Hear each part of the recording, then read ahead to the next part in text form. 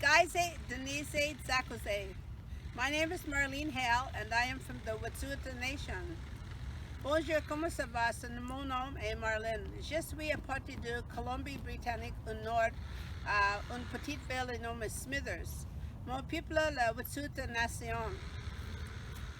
With me living in Montreal, I'm just very happy with so many things that are happening now back to semi-normal. Our lives are sort of opening up a little bit more at ease. However, we are still never to be forgotten of our ancestors, what they say, what they have done at a time like this for Indigenous people. My mother, her name is Lucy Rose Berrigan. She was 95 when she passed, and is a true testament of her health and well-being, how she really taught us how to endear ourselves at a time like this when she actually lived through and around many illnesses of the past. Guhe is my mother, and she would talk about all our lives to us, always on how to live on our traditional territory, off of our land, how to sustain off it. And that's what we do today. Even though I'm in Montreal, I still drink our tea called La Di Mesquite every day. So it's the same thing as we have here. It's called Labrador tea. From British Columbia, it's called Hudson Bay tea. And we still have all the other wild teas that go with it that was truly our medicine. And it's what they pick here. And Jage, it is totally the same in our nation. I have we all carry the same food, the same medicine, from the Powwow Trail, from the Bannock, from all the way up to from the Dakotas. You would have the Bannock Trail goes up all through the United States, through here, goes all the way up to the Inuit people. The same one thing that we do have in common is that. And sometimes our own traditional medicines are so important for us to understand and have the knowledge of the knowledge keepers of our past, our ancestors, my mother, my grandmother, and my great aunts and uncles who went out to the woods and hunted and fished and picked berries and everything that from the lands into our system of what we are today for our better health. So in an urban setting, I think when we need to get together with our elders, for example, we are really taking care of our elders at a time like this, especially in COVID. A lot of people in Quebec, I've learned, have taken their elders out to the bushes so they don't get COVID. And for them to bring them back, they will need a center where that really is helpful for them to take betterment of themselves and their families, to educate them and to understanding what it's like to break themselves back into a normal routine and a lifestyle that families can live together in harmony without any fear of any illnesses coming towards them, is what's truly needed in Montreal, Jage.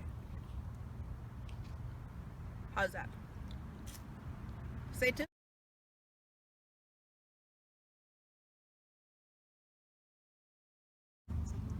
So I find in living in Montreal, I do miss a lot of the traditional medicines that we have in the West, even though I get it flown here, or when I go home, I make sure it's in my suitcase. One of the things I noticed, especially with the pandemic here in Montreal, Jage, that they don't have back west and they don't practice is naturopathic medicines.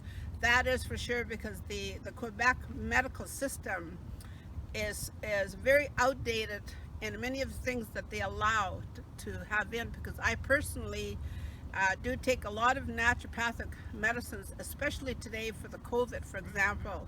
And the naturopathic way of doing it is done by research doctors that I've been introduced to from Germany, and also in two in Montreal here that are research doctors, and through the medicines that you can only get through your naturopath, the pathic doctor is not available readily in Montreal, which is very sad. So sometimes I have to go to Cornwall and to find a naturopathic doctor there who specializes in natural medicines. And those I find are a lot more better for you, because the doctors are very restricted, and today a lot of people are not really understanding of how much of the ingredients that are put into medicine that are not readily available hardly anymore. And I will know one ingredient of something I was buying, and I couldn't find it on the shelves. And it was through this research doctor I found that China does not send it to Canada anymore, and so therefore, let's say it's called Senecot, and so it's for the elderly who use that. And the senna, you almost have to get from a senna leaf that you get for your digestive system, where you cannot find the Senecot medicine on the shelves. They're all empty. And so those things that are happening in today in the medical field is why we are now going to naturopathic ways. And in British Columbia, where I come from, we have what we call the grease trail. And the grease trail, the grease comes from our fish. And one of them is called the hooligan, and from that, where they call it the candlefish, because the oil from it is used, actually, you can light it, and it's good to light as a candle. And it's also a very good fish that they make the grease from. And so when they render the grease in the whole village together, I just witnessed that not too far this last July on Vancouver Island. And when we rendered this fat, it takes the whole village to make a huge big square, sort of like a vat, and they would all put their fish into it. And it's a one-day fishing trip totally. So if you miss that one run, you miss it for the year. So they all get together and they stir it for about a week until it really gets so sour and bitter that it becomes solidified into a grease. And that is poured then into jars, and they use it for their medicine. So they eat it also with their traditional food that they get from the oceans, and also so it's used for taking down. It's just the same thing as having hooligan grease is the same thing as halibut fat or bear fat that we use. It's rendered and it's used for our medicine, for our salves, and medicinally we take it. They take it. It's also very good for you as you're older. It's good for your digestive system and many other things that you're having.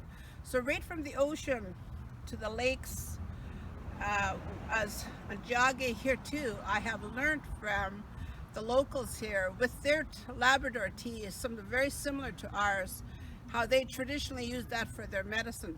And in the Innu, which I loved, they stuff their dolls with it, and it's called a tea doll. And you put that by your heart. And so when you're putting that doll by your heart and you carry it around you, it really keeps you calm. And just the odor or the smell of it is really, really quite something else to have near you. And the same thing with some of the woods that we have in from the West, for example, and we put a little bit of the wood in our bra, for instance, as women, and you put that there, and it is good it keeps you calm, and it's good for your heart. So these traditions people use, no matter what part, we have no idea sometimes from the leaves, from the barks of trees, how much use of this is actually used for medicine.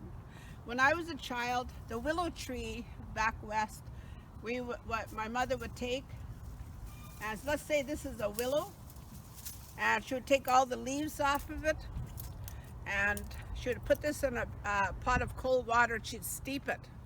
And if we were sick, we would not be sick much longer. We'd take that and she'd make us drink it. It's a real good cold medicine remedy. Then when she also, the other thing that she would have was give us some Ooligan grease. It's like cod liver oil. Same thing. And when we were kids, we hated cod liver oil. But when you're having this, you know, the worse it is, taste, the better it is for you.